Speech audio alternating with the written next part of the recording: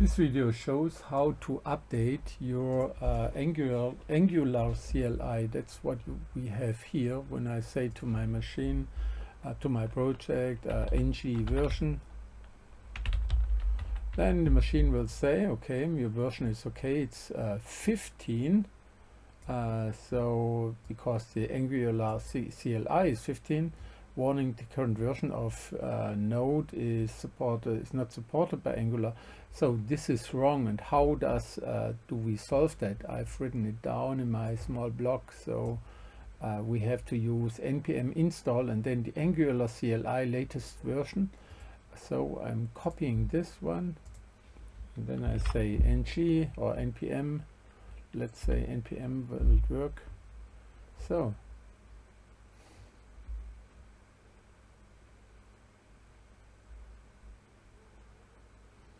and now when we say again the command in ng version, let's see what it says now. The current version of the CLI is 18, and 18 is also shown in, let's say, in the Angular CLI. What is there, the latest version? This one should be the current one.